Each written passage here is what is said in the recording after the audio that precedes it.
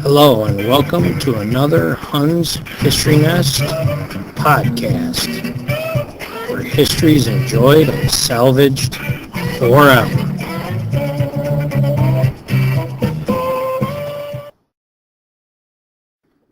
Hello, this podcast is about the Great Compromise. The Great Compromise originates with at the Constitutional Convention with the ideas of James Madison, seen here in the upper left-hand corner. And James Madison is the primary creator of a new structure of government. It will be nicknamed the Virginia Plan or the Large State Plan. He's going to be assisted by this individual here, Edmund Randolph, who's the governor of Virginia at the time. The two of them have co-created a plan to restructure the first government of the United States, the Articles of Confederation. What they're trying to do here is to create what we would call a bicameral form of government, which means that it's got two houses.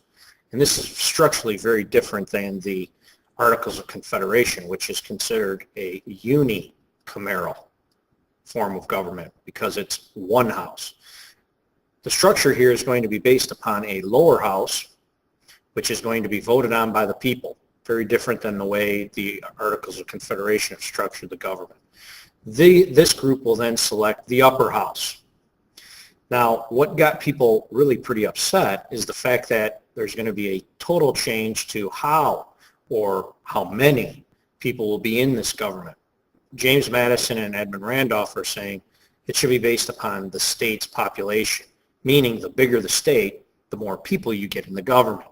This is fundamentally very different than the Articles of Confederation, which is going to be based upon one vote per state. So this is going to be a huge change. After presenting this plan on the day of May 29th, it took 10 days for people to debate this. And after 10 days, the small states had come together and agreed upon a plan for themselves. And the primary creator of the plan for the small states is this individual seen here, William Paterson. And he's from New Jersey. Because he will be the primary spokesperson for the small states, it will be nicknamed the New Jersey Plan or the Small State Plan. Now there's basically, in the United States of America at this time, 9 small states, because the big states consist of New York, Massachusetts, Pennsylvania, and of course Virginia, who's created this plan. So really you end up a 9 small state plan. And what this New Jersey plan asks for is for equality. They want to be equal. And this is how it was under the Articles of Confederation. So seen here, they're after an equal system of voting. And they even proposed that 2 reps per state in one house. So they want to go back to this idea of being unicameral. Okay? Now, given all of this, what William Paterson is telling the small state delegates is if they stick together, they're going to be able to outvote these 4 states because they're still using the Articles of Confederation, which is 1 vote per state. So they can block the ideas of Madison, Edmund Randolph, and the other delegates. And what transpires here becomes a rather upsetting, angered group of people here, these 55 delegates in Philadelphia. And tempers get very bad, especially when James Madison actually gets personal.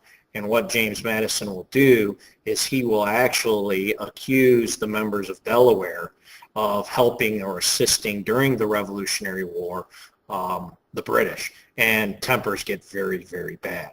At this point, George Washington will step in, speak with James Madison, and try to get the attention back on what is important. That is having a United States of America.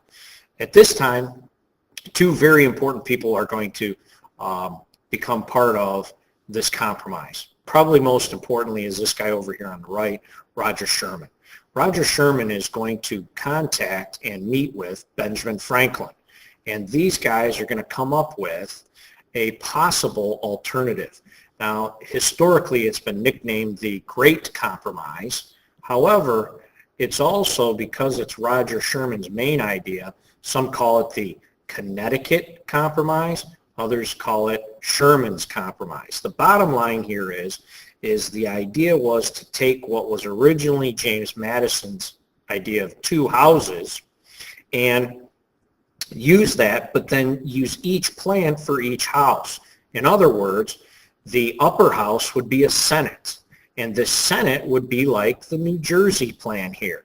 Two people from each state, each being able to vote as they want. The lower house would then become the Virginia plan, and you would have membership based on the size of the state's population. And this ultimately, everyone, becomes our legislative branch of government, the Senate and the House of Representatives.